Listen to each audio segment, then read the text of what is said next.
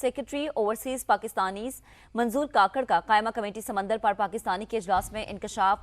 कहा, हरम में जितने भी भिखारी पकड़े जाते हैं उनमें ज्यादातर पाकिस्तानी होते हैं। पाकिस्तान से जहाज भर कर भिखारी बैरून मुल्क जाते हैं। गिरफ्तार फकीरों में 90% पाकिस्तानी होते हैं। तो आपको बता रहे हैं, अब ये खबर मुझे पढ़ने को मिली तो मुझे तो यकीन ही नहीं आया। यकीन करें, मुझे यकीन नहीं आया।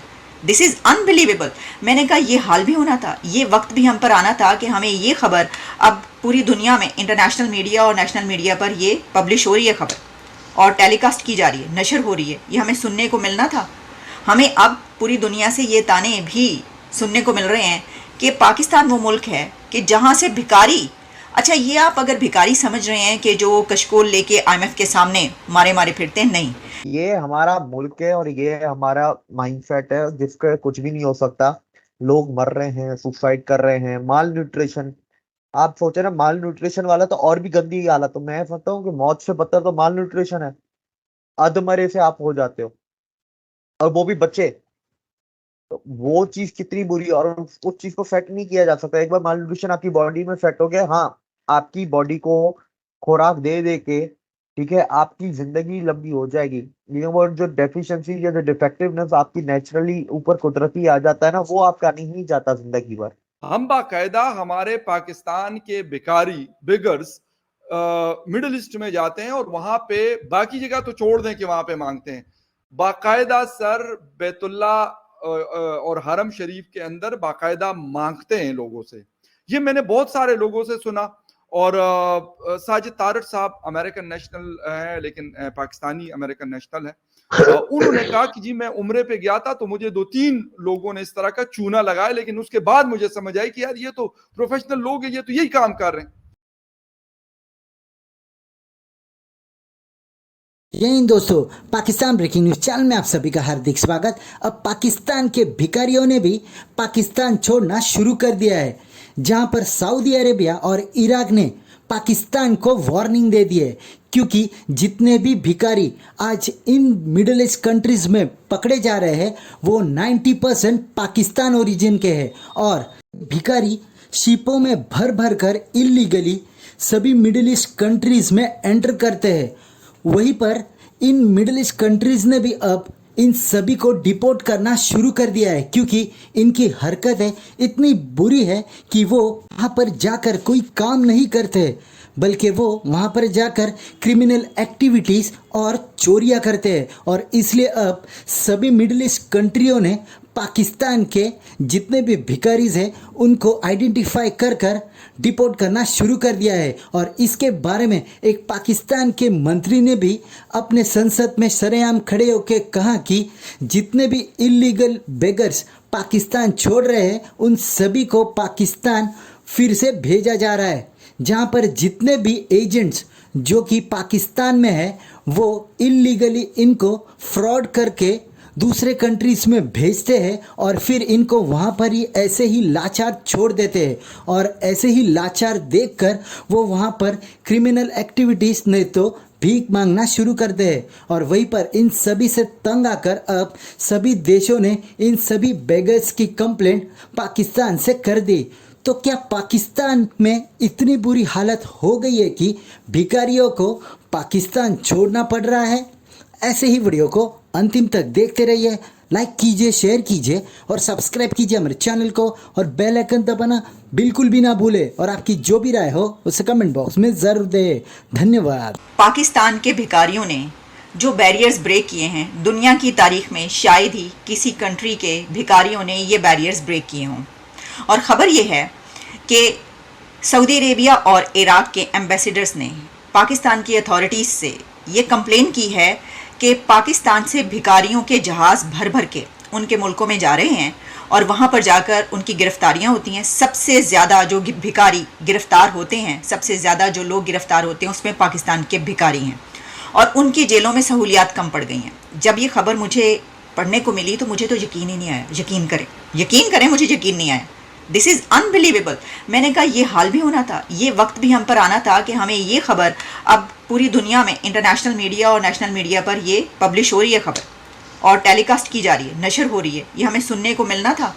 हमें अब पूरी दुनिया से ये ताने भी सुनने को मिल रहे हैं कि पाकिस्तान वो मुल्क है कि जहाँ से भिखारी, अच्छा ये आप अगर भिखारी समझ रहे हैं कि जो कशकोल लेके आईएमएफ के सामने मारे मारे फिरते हैं, नहीं, ये वो सड़कों पर कशकोल लेके मारे मारे फिरने वाले वो भिखारी हैं कि जो अब जहाज़ों में भर भर के पाकिस्तान से बाहर जा रहे हैं। हमने अभी तक हमें ये पता चला था कि लोग फरार हो रहे हैं या लोग भाग रहे हैं पाकिस्तान से जिंदा भाग वाली जो मिसाल मतलब वैसी कही जाती है ना, ये जुमला जुबान ज़दे आम ही हो गया है ना, तो वो भिखारी सबसे नंबर 1 पे चले गए हैं। उन्होंने सारी जो लिमिट्स हैं वो क्रॉस कर दी हैं, सारे बैरियर्स ब्रेक कर दिए हैं। तो जैसे हमारी मजहबी मुकामात हैं, जैसे भी आपने उम्रे की बात की, मक्के मदीने की बात की, वो है इराक में, ईरान में, फलां में, चलो जहां जहां बिल्कुल बिल्कुल लोग अब ये है कि कुछ लोग जाहिर है कि वो वहां पे जाते हैं और फिर वो अपना सीजन लगाने में बैठ जाते हैं, कोई इलीगल हो जाते हैं, कुछ सूरत हाल। ये तो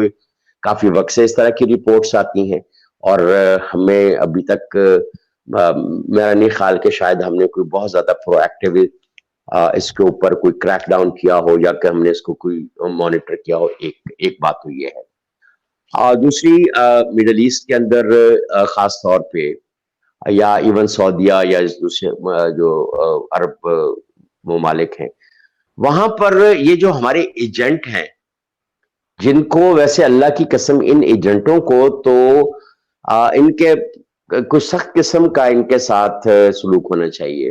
जी। ये जो उस ट्रेड के अंदर ले जाते हैं जिस बंदे का, जिस ट्रेड का कोई एक्सपीरियंस ही नहीं होता। बिल्कुल।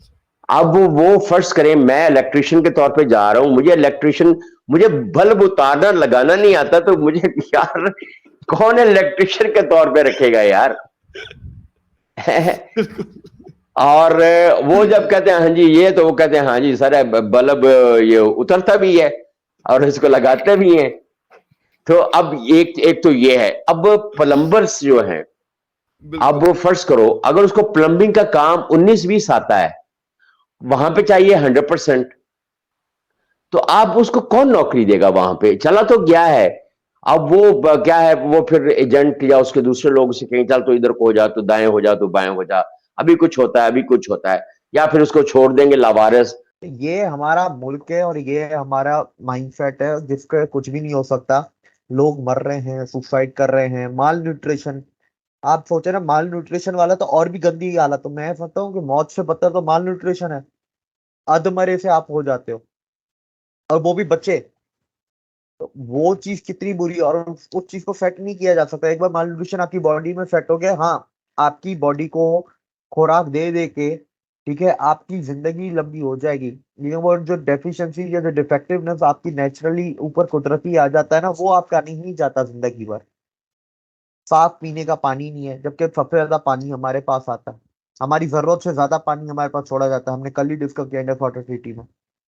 तो पता नहीं क्या करते हैं हमारे मुल्क वाले। अच्छा, कंपनियां बंद हो रही है, इंडिया से हमने नहीं खोलना। भाई अगर तुम इंडिया से ट्रेड ही नहीं खोलोगे, कॉटन नहीं आएगा। कॉटन आएगा नहीं तो टेक्सटाइल इंडस्ट्री कैसे चलेगी तुम्हारी? और ये इशू उठाया गया है सेनेट की स्टैंडिंग कमेटी में, जिसमें ये बहस की गई है कि ओवरसीज पाकिस्तानीज में अब जहाज़ों के जहाज़ भर के भिखारियों के यहाँ से जा रहे हैं, भिखारी पाकिस्तान से भाग रहे हैं। यानी आप अंदाज़ा करें कि किसी मुल्क की ये हालत हो जाए कि वहाँ के भिखारी भी भागें, भाई निकलो यहाँ से, भागो, भिखारी पाकिस्तान से जिंदा भाग। ये सिचुएशन है इस मुल्क की इस वक्त। और फिर जब हम बात करते हैं तो देखें बहुत ज़्यादा एतराज़ात होते हैं कि ये जो है क्या हो गया, ऐसा क्या हो गया, वैसा क्या हो गया। खैर छोड़ें, हम क्या बात करेंगे। अब तो भिखारियों ने खुद ही बातें आपको, सारी जो दास्तान है वो आपको सुनाई देती हैं। अगर आपको मेरी बात का यकीन नहीं आ रहा ना, तो ये लें जनाब, मैं आपको जियो पर ये खबर जो नशर हुई है वो भी सुनवाई देती हूँ। ये ज़रा मुलाहिज़ा कीजिए।